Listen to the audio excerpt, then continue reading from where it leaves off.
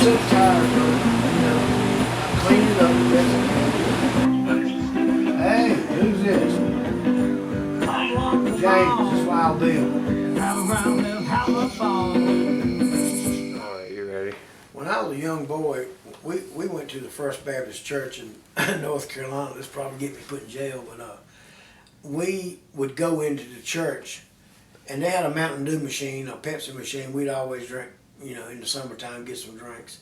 They also had a telephone out there in the hallway, and I had a friend of mine, and his name was Dave Lachlan, and he was a good artist. And Davey was a pretty smart person. He read a lot, and I was exactly opposite. I didn't know Rocky Marciano from Muhammad Ali, but he did.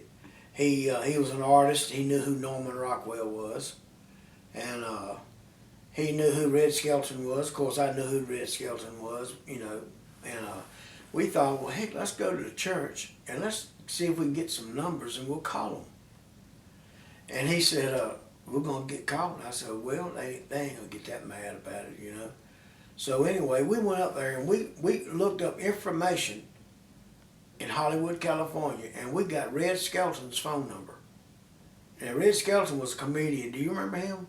I don't think so. He was one of the funniest comedians you've ever seen. Never said an ugly word, but you look him up, Red Skelton. There's all kinds of stuff out on him. He was about like Carol Burnett show, the Red Skelton show. And he got on that phone and talked to us. And he really did. And I tell people that, and they don't believe me, but that's the God's honest truth. We talked to him. And then we got Norman Rockwell's phone number. And he lived in Stockbridge, Massachusetts. And because Davey was an artist, we wanted to call him and talk to him. Well, you know who Norman Rockwell is. Yeah. So we called him, and his wife answered the phone and told us that he was out in the studio, that she would try to get him. And I guess it was had a building out back or something. She went and got him. He answered the phone. And he talked to us on the phone just as nice as he could talk, And we told him that Davey was an artist, and we just wanted to say hi and who we were and where we lived and, stuff like that. Well, Davey drew a picture of James Dean.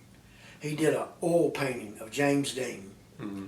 And it was about this big, and he asked me, he said, let's carry this out to Fairmont, Indiana. That's where James Dean was born and raised. And give it to his aunt that raised him. I said, all right, let's go.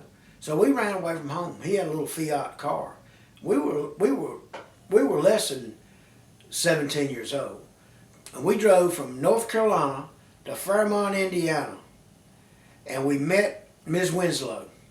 She had a beautiful house. I've got pictures of this at home.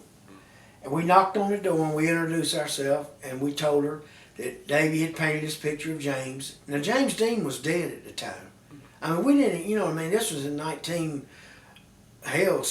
or something, way up in the 60s. James Dean was killed in 55 or 54 or somewhere around there. Mm-hmm. And she said people always came, there that admired him. I didn't hardly know who he was, but Davey did.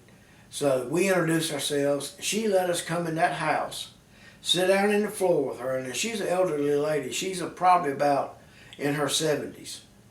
And she talked to us about James Dean and let us go through her pictures. She had a bunch of photos that he had mailed her, his promotional pictures and stuff. And she let us pick out 2 pictures apiece. I got 2, Davey got 2, and then she gave us these necklaces that were made with James Dean's head on it. Mm-hmm.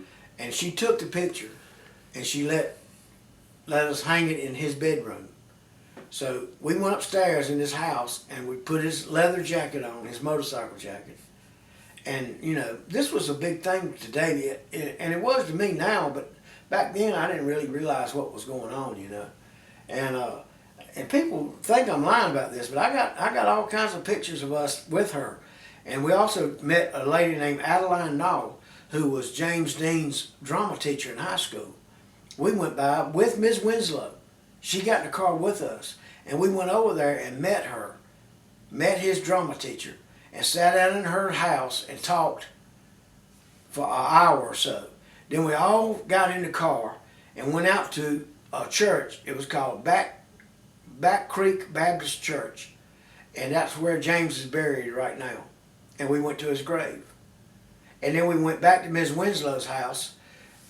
You know, and I don't know if we ate with her or what, but you know, she was just as kind as she could be to us. She said she never let nobody in the house because she was sort of scared, but she took to liking us, and that really happened, you know.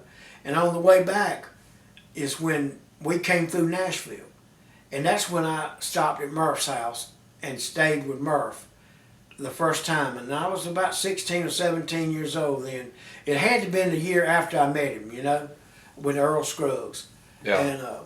And I'd like to take those pictures and show them to you.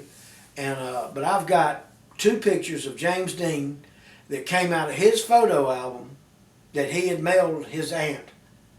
And they've got to be worth money, you know. I mean, these are the honest God's truth. You know, these didn't come out of a magazine that I cut. These she really gave to us. And I think that's pretty cool for 2 boys from North Carolina. Yeah. You know, to have done that, you know. I think that's pretty cool.